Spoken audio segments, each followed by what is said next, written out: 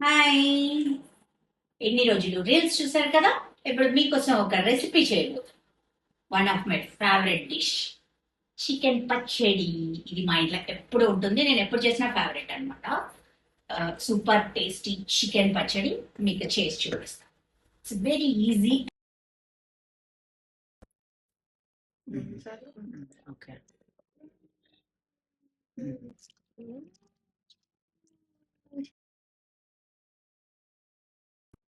ఇది మన చికెన్ పచ్చడి మసాలా.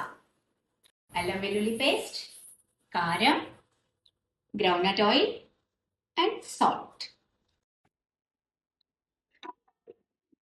ఇందాక మనం వాటర్ లేకుండా చికెన్ దీంట్లో ఫ్రెష్ గా నూరిన అల్లం వెల్లుల్లి పేస్ట్ హాఫ్ కప్ యాడ్ చేస్తున్నాను.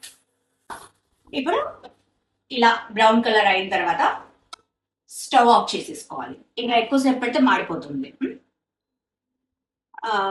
జస్ట్ హాట్ మోడ్ లో పెట్టేసుకొని ఇప్పుడు నేను దీంట్లో ఫస్ట్ చూపించిన మసాలా నేను లైట్ గా వేయించి పొడి చేసి పెట్టాను. ఆ పొడి యాడ్ చేస్తున్నాను.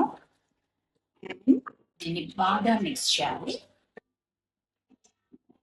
బాగా అంటే బాగా ఈ పొడి అంతా మనం వేసిన ఈ ఇంగ్రీడియంట్స్ అన్ని ఆ చికెన్ కి పట్టేలాగా బాగా కలుపుకోవాలి. ఫ్రెండ్స్, ఈ చికెన్ పచ్చడిలో నిమ్మరసం ఆప్షనల్.